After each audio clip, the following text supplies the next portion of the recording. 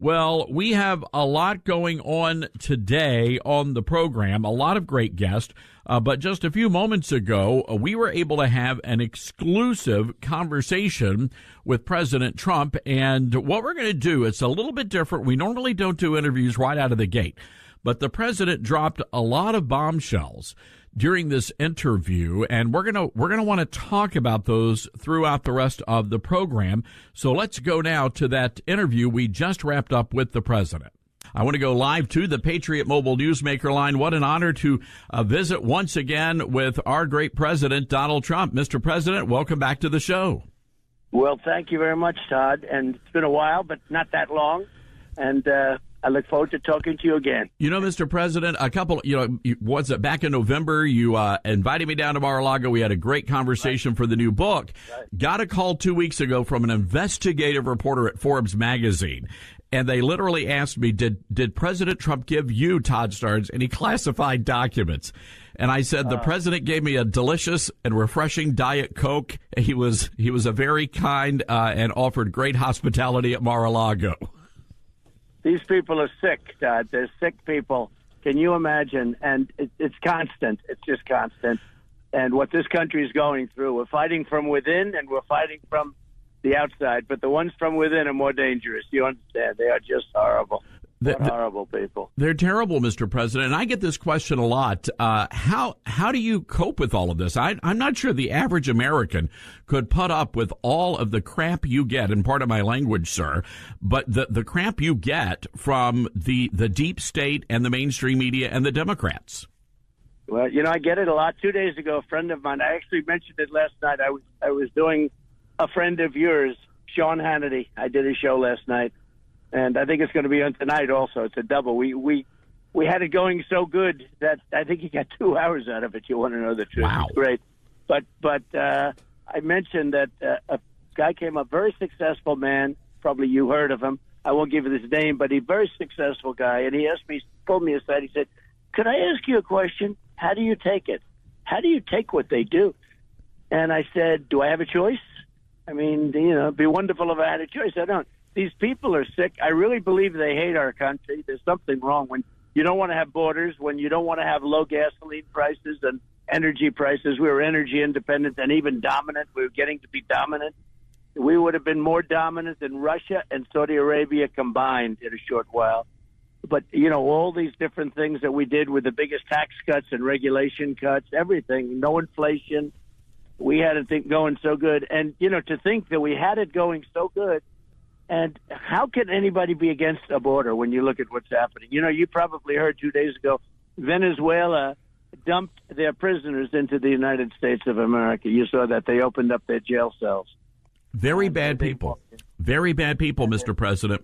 Yep, that's right. But it's not only Venezuela. In fact, I'm surprised it took them so long because, frankly, other countries, we have 129 different countries. Many of them have already done the same thing. They're emptying their prisons into the United States. And that's one thing we're going to have to live with that for a long time. A long time, what they're doing. They're literally poisoning our country. What do you think the end game of all of that is, Mr. President? Flooding these illegals and letting them invade our country. What's the end game?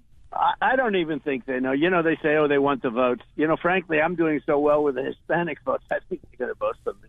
But they want the votes. I think, you know, you hear all these sophisticated plans. I think they want to ruin the country. I really do. I think there's something about it. They want to destroy our country when there is nothing good about that. Let people come in, but they have to come in through a process. They have to come in legally. But there's just nothing else you can think of. I mean, who would do that? They don't need the votes because they cheat so much. You know, they cheat and they get the votes. So why do they have to do that? It's a question you get asked. You know, why are they doing that? Who would believe in open borders? Who would believe in defund the police? I mean, you tell me that. Who would believe in defund? I see where in a couple of places, I won't even mention them because I like the people that are involved in some ways. I mean, they're sort of being shut out. But in a couple of places, it's 2.5 to 4.5 hours call time.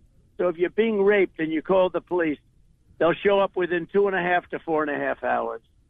You know, it's out of control. All Democrat-run areas. Oh, Every one of them. Mr. President, we broadcast our show from my hometown, Memphis, Tennessee, and it's a war zone around here. And now we've got a George Soros district attorney. People are just fed up, and they're fed up with the crime and the violence. And moving to the midterms, would you recommend that the Republicans unify around some messages, maybe a contract with the American people? Well, they're going to announce a contract on Friday. They're going to announce, I think it'll be very strong. It's a contract with America. The House is doing it, and I think it's going to be very good. But, the contract is common sense, right? We want to have strong borders. We want to have strong military. We want to have energy independence. We go down the list. I mean, there's so many different things, low taxes, great education. We don't want men playing in women's sports, little simple things like that. And you're not even allowed to say that. That's very politically incorrect, okay? True. For you to even have it on the air, I think you'd say, oh, sir, please don't mention that. You're not even allowed to say men in women's sports. You see the records that are being set in women's sports? They're breaking records at numbers that would have never happened. It's crazy. It's true. Crazy. On the Patriot Mobile Newsmaker line is our good friend and great American patriot, President Donald Trump. Mr. President, a few days ago, we got word. I know Fox News has been covering this. We've been talking about it. This 18-year-old kid from North Dakota, a Republican, right. The guy who mowed him down, accused him of being part of a Republican extremist group. That's the same language that Joe Biden used during that Darth Brandon speech in Philadelphia. Yeah, no, they say he got a lot of language, a lot of his hatred maybe from that speech. I mean, it was such a terrible speech in so many ways, including delivery. I think delivery was a big part of it. It was such a horrible setup with the lights, the red lights. That CNN turned pink because they didn't like the look. They thought it was too, you know what, and it was a terrible thing. Well, that's the way they are, and that's the true Democrat. I mean, I never saw Biden that much. He was never an outstanding person. I never saw Biden like he's turned out to be. He's turned out to be far worse than Bernie Sanders. Actually, Bernie Sanders cannot believe what's happening. Somebody told me the other day that Bernie Sanders isn't believing this whole thing. Yesterday, he spoke at the United Nations, Biden, and all he wanted to talk about was climate change. Now, the big climate change, the thing that's going to change the climate is a nuclear weapon if we're not careful. And we're going to end up in World War III if we're not careful. He talked about that for about 2 seconds. And then he goes on about climate change is the biggest threat. And the whole place is rolling its eyes. It's crazy what's happening. I want you to weigh in on this, Letitia James.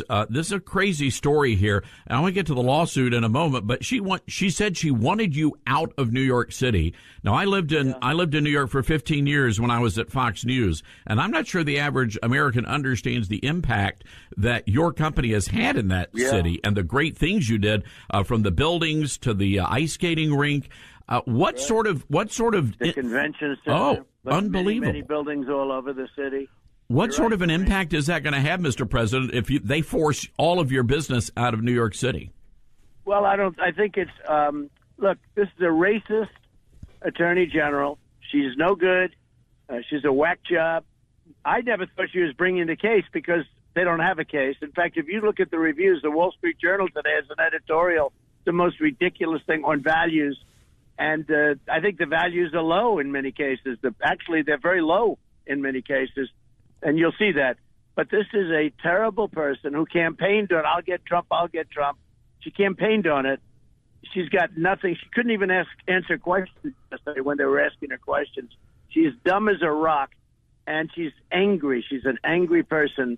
And she's being killed by this thing. That's really pretty amazing, actually. I wasn't sure if that was going to happen or not.